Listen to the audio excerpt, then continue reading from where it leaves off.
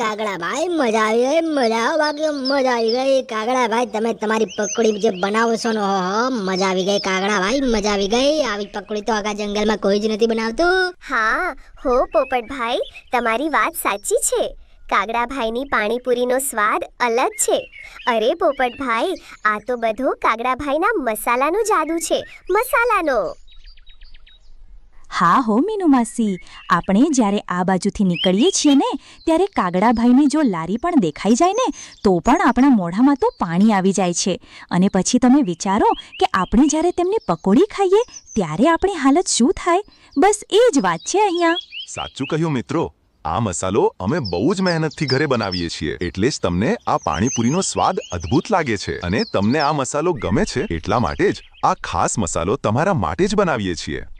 કાગડાભાઈ, તમારી વાત સાચી છે, કેમ કે તમે જે મસાલો બનાવી રહ્યા છો તેવો મસાલો ચકલીબેન બનાવતા નથી. કેમ કે હું કાલે ચકલીબેનના ત્યાં પકોડી ખાવા ગઈ હતી, ત્યારે તો મને તેમનો સ્વાદ એટલો બધો સારો ન લાગ્યો. ખબર નહીં કેમ, કદાચ એ મસાલામાં જ ખામી હશે, એટલા માટે મને તો તે મસાલો સારો ન લાગ્યો અને પકોડી પણ સારી ન લાગી, એટલા માટે હું અહીંયા આવી ગઈ. કાગડાએ તો જંગલમાં પાણીપુરીની લારી કરી હતી અને બધા જ પક્ષીઓ તો કાગડાના મસાલાની વાહ વાહ કરી રહ્યા હતા. અને કાગડાનું માનવું એવું હતું કે તે જે મસાલો બનાવી રહ્યો છે પાણીપુરીનો, તે જાતે જ ઘરે બનાવે છે અને તેના કારણે તેની પાણીપુરી પણ બહુ જ ચટાકેદાર લાગે છે. અને આ બાજુ જે ચકલી બહેન પણ પાણીપુરીની લારી કરી હતી, પણ ત્યાં એટલા બધા પક્ષીઓ જતા ન હતા. આમ કાગડો તો સાંજના સમયે પોતાના ઘરે જાય છે અને કાગડીને બધી વાત કરે છે, કેમ કે આજે તો ઘણો બધો નફો થયો હતો. અરે કાગડી, સાંભળે છે ને, આપણી પાણીપુરી તો આખા જંગલમાં પ્રખ્યાત થઈ ગઈ છે હો. અને આપણા અદ્ભુત મસાલાની વાતો તો દૂર દૂરના જંગલો સુધી ફેલાઈ ગઈ છે. મને પાક્કું લાગી રહ્યું છે કે જો આ રીતે ચાલતું રહ્યું ને તો જોત જોતામાં બહુ જ ટૂંકા સમયમાં આપણે જંગલના સૌથી અમીર પક્ષીઓ બની જઈશું. અરે પહેલા ખુલ્લે આંખે સપના જોવાનું બંધ કર અને ખાવાનું પડ્યું છે તે ચૂપચાપ ખાઈ લે, નહીં તો બધું જ ખાવાનું બહાર ફેંકી દઈશ, સમજો ને. આવ્યો મોટો અમીર પક્ષી બનવા વાળો. અને એ મસાલામાં વળી શું છે? મસાલો કરી રહ્યો છે. મસાલો તું બજારમાંથી લઈને આવે છે અને પાણીપુરીના પાણીમાં નાખે છે ને. પાણીપુરીની લારી લઈને નીકળી જાય છે, એમાં શું વળી નવાઈની વાત છે?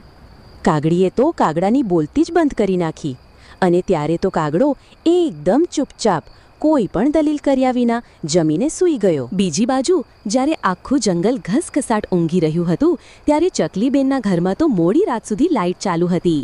તેઓ સંપૂર્ણ સમર્પણ ભાવથી પોતાના પાણીપુરીના ધંધા માટે અથાગ મહેનત કરી રહ્યા હતા. નવા સ્વાદો અજમાવી રહ્યા હતા, ગ્રાહકોને આકર્ષવા નવી યુક્તિઓ વિચારી રહ્યા હતા અને પોતાના સપનાને સાકાર કરવા એક પણ ક્ષણ વેડફવા તૈયાર નહોતા. અરે મમ્મી, કેટલી બધી રાત થઈ ગઈ છે, હવે તારે ઊંઘવાનું નથી? ચાલ મમ્મી, સૂઈ જા. તું દિવસે પણ કેટલી મહેનત કરે છે અને રાતે પણ અત્યારે મહેનત કરી રહી છે. અરે બેટા, મહેનત તો કરવી જ પડે ને. જ્યાં સુધી મહેનત નહીં કરીએ ત્યાં સુધી તેનું ફળ મળશે જ નહીં. હાથ ઉપર હાથ ધરીને ન બેસી રહેવાય બેટા, કંઈક તો કરવું જ પડે. અરે મમ્મી, તું કેટલી બધી મહેનત કરે છે, પણ મને એ નથી ખબર પડતી મમ્મી કે તું રોજ મસાલો બનાવે છે અને રાત્રે ઘરે પાછી આવીને એ બધો જ મસાલો ફેંકી દે છે. એવું કેમ કરે છે? તે જે મસાલો આજે બનાવ્યો હોય તે 3-4 દિવસ ચાલે તો ના ચાલે? અરે બેટા, જુઓ, આપણે સારો ધંધો કરવો હોય ને તો વફાદાર રહેવું પડે અને એટલા જ માટે હું આ મહેનત કરી રહી છું. જ્યાં સુધી આપણા ધંધાની કિંમત આપણે નહીં સમજીએ ત્યાં સુધી બીજા પક્ષીઓને પણ આ ધંધાની કિંમત નહીં સમજાય. સમજાયું ને? એટલા માટે આપણા ધંધા સાથે આપણે વફાદાર રહેવું પડે. એટલા માટે આપણે જે પણ મસાલો છે તે રોજ બદલવો પડે અને ત્યાંથી જ તો આપણા ગ્રાહકો તંદુરસ્ત રહે તેનું આપણે ધ્યાન રાખવું પડે. એટલા માટે આ બધી મહેનત કરવી પડે બેટા. અરે મમ્મી, વાત તો સાચી જ હો, કેમ કે જ્યાં સુધી આપણા ગ્રાહકો છે ત્યાં સુધી આપણો આ ધંધો છે.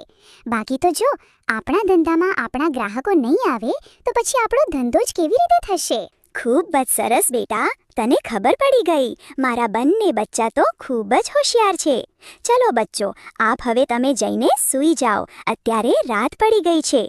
જાઓ હવે, જલ્દીથી સૂઈ જાઓ. ચકલીબેન તો અડધી રાતે જ જાગીને પોતાના ધંધા માટે કામે લાગી ગયા હતા. આ બાજુ સવારે વહેલા કાગડાભાઈ રોજની જેમ પોતાની પાણીપુરીની લારી લઈને આવી ગયા. તેમની પાણીપુરી એટલી સ્વાદિષ્ટ હતી કે ખૂબ જ સરસ રીતે વેચાતી હતી અને હવે તો કાગડાભાઈના રોજના ગ્રાહકો પણ બંધાઈ ગયા હતા. એક દિવસ કાગડાભાઈ અચાનક જ વહેલા ઘરે જવા નીકળ્યા, કેમ કે તેમનો મસાલો પૂરો થઈ ગયો હતો. અરે આજે તો વહેલા પધાર્યા છો. કેમ આજે ધંધો પતાવીને આવ્યા છો કે પછી એમ જ હાલ્યા આવો છો? હવે મોઢામાં મગ ભર્યા છે કે શું? કંઈક બોલશો તો ખબર પડે કે આજે કેમ વહેલા ઘરે પધાર્યા છો. અરે કાગડી, વાત એમ છે કે પાણીપુરીનો મસાલો પતી ગયો છે. એના વગર તો પાણીપુરી અધૂરી જ લાગે ને. એટલે જ આજે દુકાન વહેલી બંધ કરીને ઘરે આવવું પડ્યું. અને હવે તરત જ બજારે જાઉં છું અને બજારે જઈને મસાલો લઈને આવું છું. હા, હવે બજારમાં જાઓ છો તો જલ્દી પાછા આવજો. જમવાનું બને તે પહેલા. જો જમવાનું ઠરી ગયું અને મને ફરી બનાવવાનું કહેશો તો હું નહીં બનાવું. તમારે જાતે જ બનાવીને ખાવું પડશે. ધ્યાન રાખજો. અને જાઓ તમારા ધંધાની વાતો લઈને અહીંથી. પાણીપુરીના મસાલા માટે કાગડીના આદેશ સાંભળીને કાગડો એક પણ શબ્દ બોલ્યા વગર ચૂપચાપ ત્યાંથી સરકી ગયો, જાણે એને ખબર જ હોય કે આનો કોઈ જવાબ નથી. એણે તરત જ બજાર તરફ પોતાની પાંખો ફેલાવી અને ઉડાન ભરી. એના મનમાં બસ એક જ વિચાર હતો, ઝડપથી મસાલો લઈ આવું. પણ ભાગ્યને કંઈક બીજું જ મંજૂર હતું. કાગડો જે દુકાનેથી હંમેશા ખરીદી કરતો હતો તે દુકાન આજે બંધ હતી. કાગડાને એ દુકાન સિવાય ક્યાંયથી ખરીદવાની ટેવ ન હતી. હવે શું કરવું? આ એક મોટો પ્રશ્ન હતો જે કાગડાના મનમાં ઘુમરાઈ રહ્યો હતો. કાગડીના કાળા મોઢા પરથી જ મને ખબર હતી કે આજે કંઈક અમંગળ થવાનું જ છે. જ્યારે પણ આ કાળમુખીનું મોં જોઈને નીકળું છું ત્યારે કંઈક ને કંઈક આફત આવી જ પડે છે. મારો સમય જ એવો ખરાબ ચાલી રહ્યો છે કે શું કહું. જે દુકાન ક્યારે બંધ નથી હોતી તે આજે મારો મસાલો ખૂટ્યો ત્યારે જ બંધ થઈ. હવે બીજું શું? ચાલો બીજી દુકાને. બીજો કોઈ ઉપાય નથી. આમે કાળમુખીનું મોઢું જોઈને નીકળીએ એટલે આવું જ થાય ને. દુકાન બંધ હતી એટલે કાગડાએ કચવાતા મને બીજી દુકાન તરફ પ્રયાણ કર્યું. મનમાં ને મનમાં એ કાગડી પર ભડકાઈ રહ્યો હતો, પણ અત્યારે એનો કોઈ અર્થ ન હતો. તે એક નવી જ દુકાને આવી પહોંચ્યો. આ દુકાન એના માટે સાવ અજાણી હતી. અહીં ભાવતા શું હશે, વસ્તુની ગુણવત્તા કેવી હશે, કંઈ જ ખ્યાલ ન હતો. એક અજાણ્યા પ્રદેશના ભટકતા મુસાફર જેવી એની હાલત હતી, જ્યાં દરેક પગલે અનિશ્ચિતતા હતી. બસ ગમે તેમ કરીને મસાલો મળી જાય તેવી કાગડાની ઈચ્છા હતી.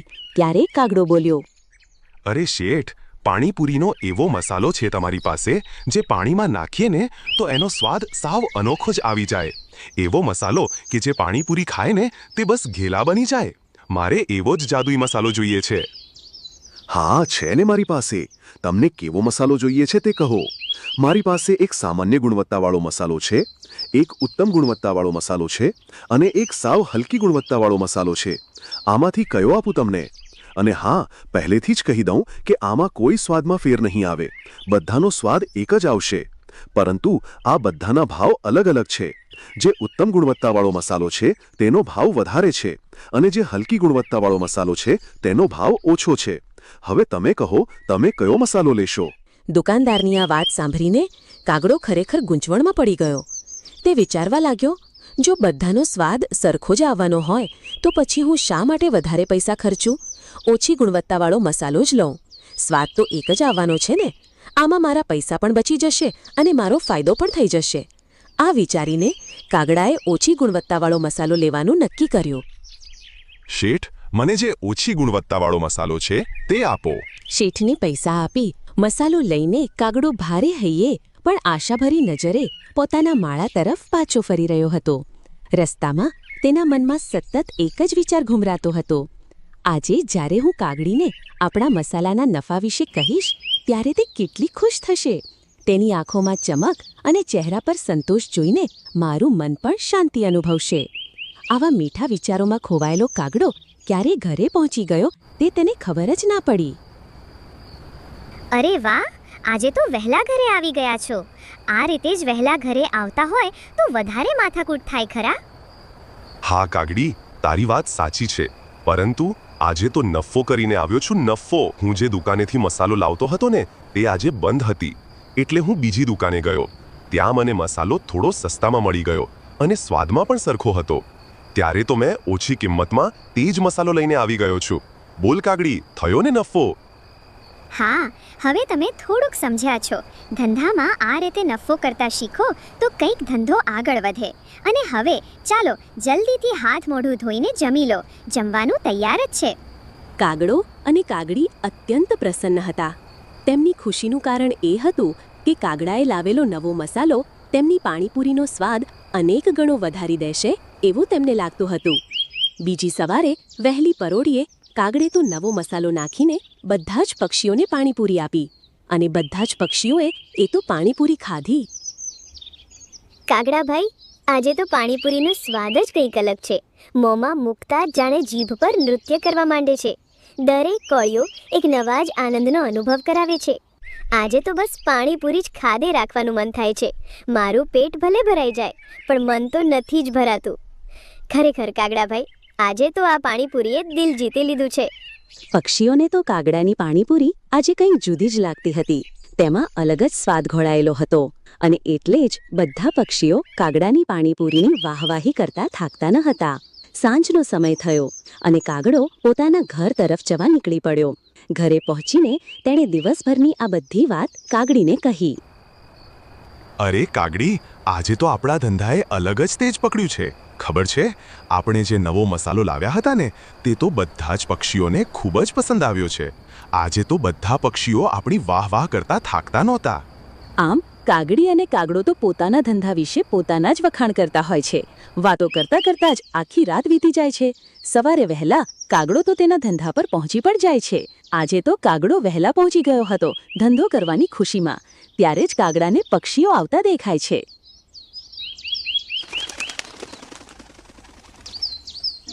અરે કાગડા, શું નાખીને આપ્યું હતું તે ખબર કંઈ પડે છે? આખી રાત મને મારા પેટમાં દુખ્યું. કંઈક સારું નાખ, શરમ નથી આવતી? કંઈક અવળું સવળું નાખીને અમને આવી પાણીપુરી આપી દીધી. અરે, તને તો પેટમાં દુખ્યું છે, મને તો આખી રાત ઉલટીઓ થઈ છે અને આજે તો હું ડૉક્ટર પાસે દવા લઈને આવી છું. જ્યારે ડૉક્ટર પાસે ગઈ ત્યારે ડૉક્ટર સાહેબે પણ મને કહ્યું કે તમે જે પાણીપુરી ખાધી હતી તેના કારણે જ આ તમને થયું છે. માંડ માંડ બચી છું, માંડ માંડ. દોસ્તો, આ કાગડા ઉપર ભરોસો ના કરાય અને આવી પાણીપુરી ના વેચવા દેવાય. આની પાણીપુરીની લારી તોડી નાખો, કાગડાને ખબર પડે. અને જો કાગડો જો વચ્ચે પડે તો કાગડાને પણ 2 પાંખો કાપીને કાગડી પાસે પહોંચાડી નાખીશું. ચાલો દોસ્તો, તૂટી પડો કાગડાની લારી પર. મીનુ માસીનું આટલું કહેતા જ બધા પક્ષીઓ તો કાગડાની લારી ઉપર તૂટી પડ્યા. તેઓ તોડફોડ કરવા લાગ્યા. પક્ષીઓ તો કાગડા ઉપર પણ તૂટી પડ્યા. કાગડાએ પોતાનો જીવ બચાવવાનું નક્કી કર્યું. એટલામાં તો કાગડો દૂમ દબાવીને ત્યાંથી ભાગી ગયો. કાગડો મનમાં વિચારતો હતો કે મારો જીવ તો બચી ગયો, લારી તો બીજી આવી જ જશે. આ બાજુ તો કાગડાની પાણીપુરીની લારીના ભૂક્કા બોલાવી નાખ્યા હતા. હવે તો માત્ર જંગલમાં એક જ પાણીપુરીની લારી હતી અને તે હતી ચકલીબેનની. હવે તો ચકલીબેનની લારીએ ભીડ જોવા મળતી હતી અને કહેવાય છે ને કે જ્યારે મહેનત કરીએ છીએ ને ત્યારે તેનું ફળ તો ભગવાન આપે છે. બસ આ એ જ હતું. ચકલીબેનના ત્યાં તો હવે ભીડ જામી રહેતી અને ચકલીબેનની પાણીપુરી તો હવે આખા જંગલમાં પ્રખ્યાત થઈ અને ત્યારબાદ તો ચકલીબેનનું જીવન સુખ શાંતિથી ચાલવા લાગ્યું.